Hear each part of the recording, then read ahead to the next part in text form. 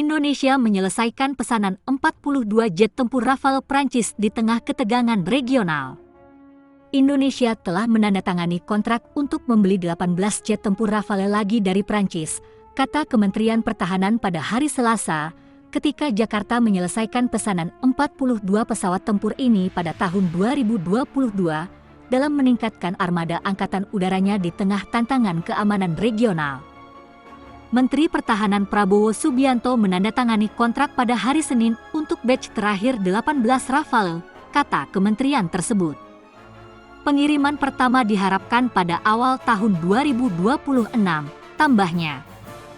Kedatangan jet tempur Rafale beserta persenjataan dan peralatan pendukungnya diharapkan dapat meningkatkan kekuatan dan kesiapan TNI AU secara signifikan dalam menjaga kedaulatan negara di udara, kata juru bicara kementerian, Brigjen Jenderal Edwin Adrian Sumantha, mengatakan dalam sebuah pernyataan.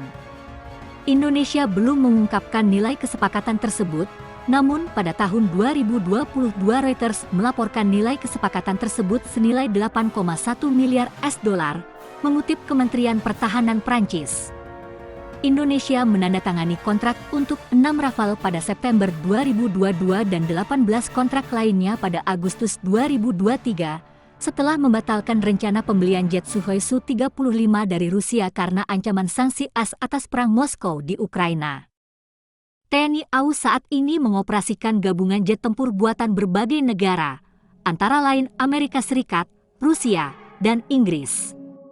Namun, pada bulan Juni lalu, Kementerian mengatakan bahwa beberapa dari pesawat tersebut telah atau akan segera mencapai tahap akhir masa pakainya, dan perlu diganti atau ditingkatkan. Pembelian Rafale terjadi di tengah meningkatnya ketegangan di wilayah tersebut, terutama di Laut Cina Selatan, di mana Tiongkok telah menegaskan klaimnya yang luas atas perairan yang disengketakan tersebut.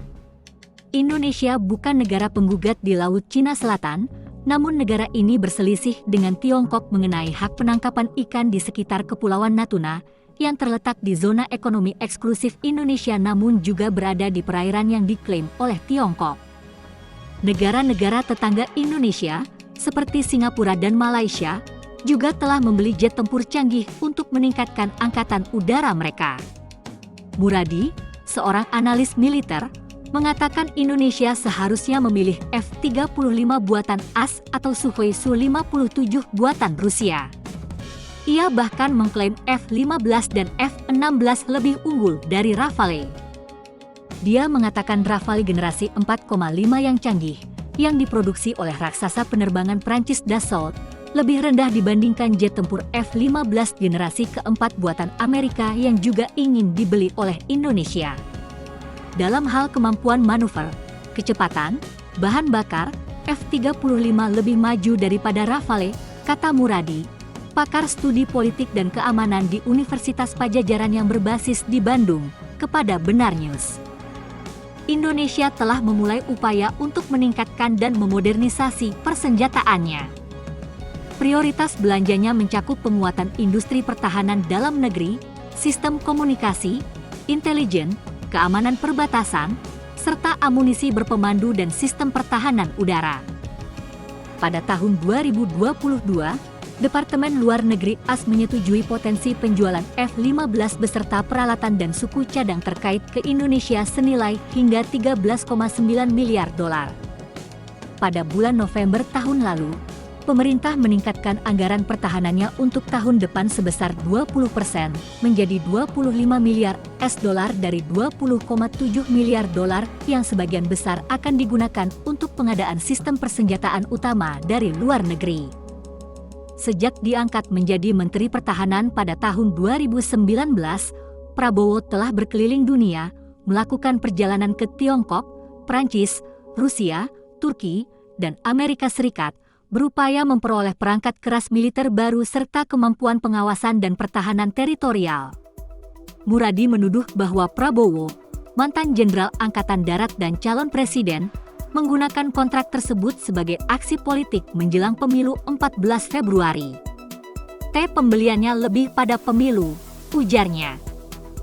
Prabowo, 72 tahun, saat ini memimpin dalam sebagian besar jajak pendapat. Saingan Prabowo dalam pemilu, mantan Gubernur Jakarta Anies Baswedan dan mantan Gubernur Jawa Tengah Ganjar Pranowo mengkritiknya dalam debat presiden pada hari Minggu karena berupaya memperoleh 12 jet Mirage 2005 bekas dari Qatar yang, menurut mereka, merupakan kebijakan yang salah arah.